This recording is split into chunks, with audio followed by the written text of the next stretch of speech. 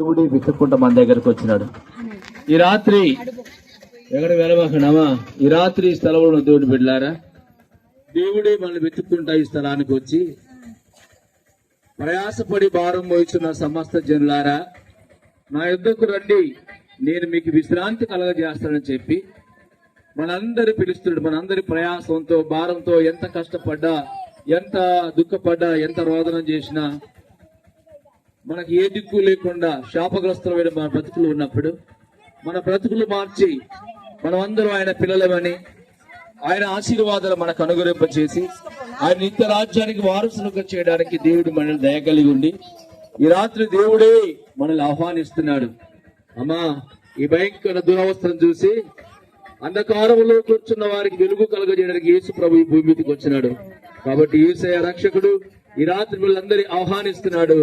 దేవుడు మిమ్మల్ని దీవించును గాక. ఎవరైతే ప్రయాసపడి భారం మోస్తున్న జనులు ఉంటారో, పాపంలో ఉండి అయ్యో నేను పాపిని, నా పాపాల వల్ల శ్రమలు కలుగుతున్నవి, ఎవరు నా పాపం తీసివేస్తారంటున్నారో వారందరూ పాపంలో రక్షించుటకు క్రీస్తు యేసు లోకానికి వచ్చిన, నశించిన దాన్ని వెతికి రక్షించడానికి యేసయ్య లోకానికి వచ్చినాడు. కాబట్టి అయా అమ్మలారా, మనందరి విడిపించే దేవుడు యేసు రక్షకుడు యేసయ్య ఒక్కడే. పాపుల్ని ప్రేమించి గుడ్డి వారికి చూపుడు, గుడ్డి వారికి నడుము, వాడి మాటలు చచ్చిన వారు లేపినవాడు యేసు రక్షకుడు ఒక్కడే.